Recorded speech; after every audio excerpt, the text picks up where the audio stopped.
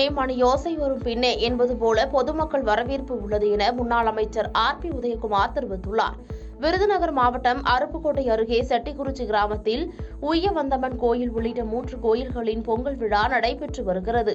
விழாவில் பங்கேற்க வந்த தேமுதிக விருதுநகர் பாராளுமன்ற தொகுதி வேட்பாளர் விஜயபிரபாகரனுக்கு மக்கள் வரவேற்பு அளித்தனர். தொடர்ந்து கோயிலுக்கு சென்ற விஜயபிரபாகரனுக்கு கோயில் நிர்வாகம் சார்பில் மரியாதை அளிக்கப்பட்டது. தொடர்ந்து செய்தியாளர்களிடம் பேசிய RP உதயகுமார், விளையும் பயிர் முளையிலேயே தெரியும் என்பது போல வேட்பாளர் அறிவிக்கப்பட்ட உடனே மிகப்பெரிய வரவேற்பு உள்ளது.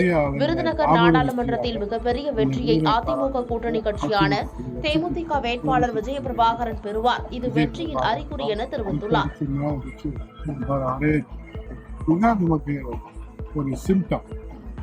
யாரும் பின்னணியில் ஓசைகள் இல்லைன்றாங்க. அது மாதிரி வெற்றி வருவதற்கு முன்னே இந்த ஓசையாக அந்த வெற்றி ஓசை ஒலித்திருக்காங்க. அதிமுகவிற்கு துரோகம் செய்தால் சிறைதான் வெஞ்சும். அதற்கு எடுத்துக்காட்டு செந்தில் பாலாஜி என அதிமுக பொதுச் செயலாளர் எடப்பாடி பழனிசாமி விமர்சனம் செய்துள்ளார்.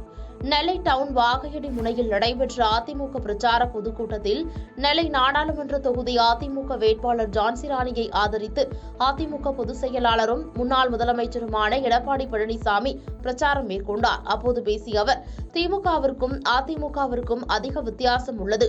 அதிமுக ஜனநாயக அமைப்பு உள்ள கட்சி. அதனால்தான் நான் இங்கு பெரிய பதவி பெற்று இருக்கிறேன். இது வேறு எந்த கட்சியிலும் கிடையாது என்றார். மேலும் திமுகவின் வேட்பாளர்கள் அனைவரும் வாரிசுகள் அல்லது கோடீஸ்வரர்களாக தான் உள்ளனர்.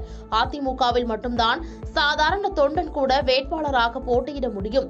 அதிமுகவை யாராலும் ஒன்றும் செய்ய முடியாது என தெரிவித்துள்ளார். அந்த கம்பெனியில குடும்பம் பூரா உறுப்பினர், அந்த குடும்பத்தை சேர்ந்தவர்கள் தான் பதவிக்கு வர முடியும். ஏற்கனவே கருணாநிதி இருந்தார், பிறகு ஸ்டாலின், இப்ப உதயநிதி, பிறகு இன்பநிதி. ஒரு அமைச்சர் சொல்றாரு, இன்பநிதி வந்தாலும் நாங்க ஏத்துக்கிறோம். இப்படி அடிமை உள்ள ஒரு கட்சி திமுக கட்சி. வாரிசு அரசியல் பாத்தீங்கன்னா பல பேர் அந்த கட்சியினுடைய மகன் தான் போட்டிடுறாங்க. வேற யாருக்கும் கிடைக்காது. இல்லைன்னா பெரிய கோடீஸ்வரா இருப்பாங்க, இல்ல பெரிய பணக்காரா இருப்பாங்க, மெட்டா மனாஸ்தரா இருப்பாங்க. ஆனா சாதாரண தொண்டன் கூட தமிழகத்திலே உயர்ந்த பதவிக்கு வர முடியும் என்றால் அது அதிமுக ஒண்ணுதான். அப்படிப்பட்ட கட்சியை ஒன்றும் செய்ய முடியாது. திமுக கொடுத்த 521 தேர்தல் வாக்குறுதியில் 20 வாக்குறுதிகள் கூட நிறைவேற்றப்படவில்லை என பாஜக மாநில தலைவர் அண்ணாமலை குற்றம் சாட்டியுள்ளார். கரூரில் தேசிய ஜனநாயக கூட்டணி கட்சி வேட்பாளர் அறிமுகம் மற்றும் செயல் வீரர்கள் கூட்டம் தனியார் மண்டபத்தில் நடைபெற்றது.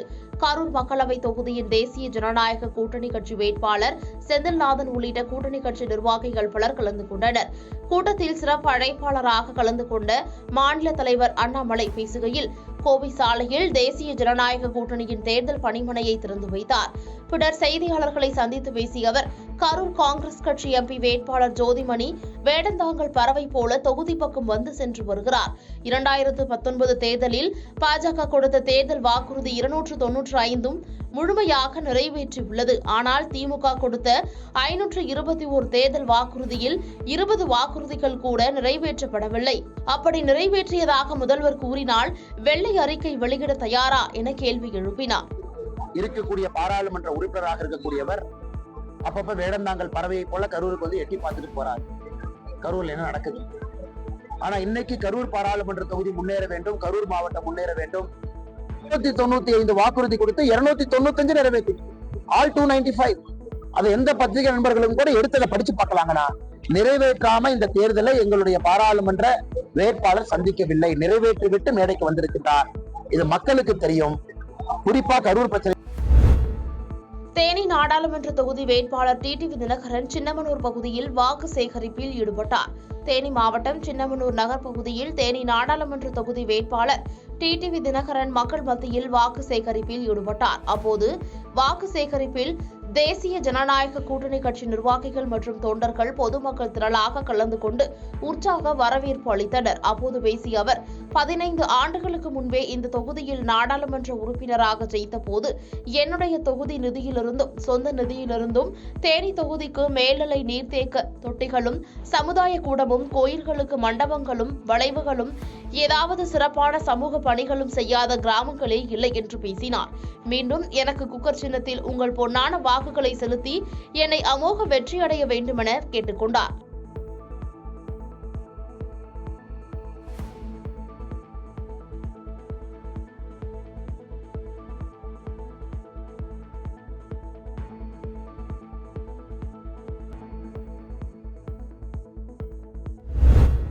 மாநில அரசு திட்டங்கள் மத்திய அரசு திட்டங்கள் குறித்து விவாதம் நடத்த மோடியை அழைத்து வருவாரா அண்ணாமலை என காங்கிரஸ் தலைவர் செல்வ பெருந்தகை கேள்வி எழுப்பியுள்ளார். காஞ்சிபுரம் வடக்கு மாவட்ட திமுக சார்பில் இந்தியா கூட்டணி கட்சி நிர்வாகிகள் கூட்டம் மற்றும் காஞ்சிபுரம் ஸ்ரீபெரும்புதூர் நாடாளுமன்ற தொகுதி வேட்பாளர் அறிமுக கூட்டம் படப்பை அடுத்த கரசங்கால் பகுதியில் அமைச்சர் அன்பரசன் தலைமையில் நடைபெற்றது. கூட்டத்தில் தமிழ்நாடு காங்கிரஸ் மாநில தலைவர் செல்வ பெருந்தகை உள்ளிட்ட அனைத்து இந்தியா கூட்டணி கட்சி மாவட்ட நிர்வாகிகள் கலந்து கொண்டனர்.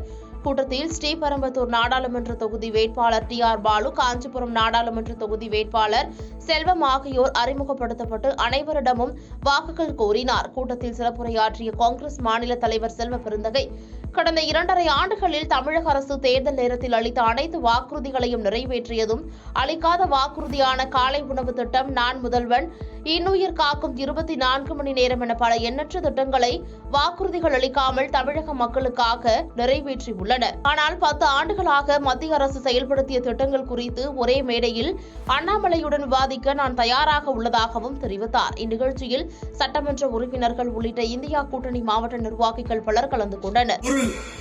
வாக்குறுதியை நிறைவேற்றி இருக்கிறதா என்பதை சொல்லட்டும். நானும் சவால் விட்டு சொல்லுகிறேன், வாதத்திற்கு வாருங்கள்.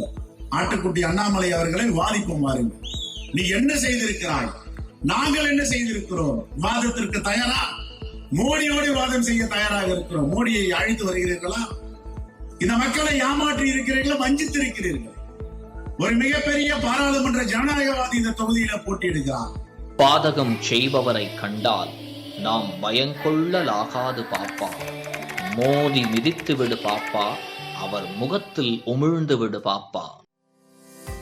அண்மை செய்திகளை உடனுக்குடன் தெரிந்து கொள்ள இணைந்திருங்கள் இயம்நாடு தொலைக்காட்சியுடன்.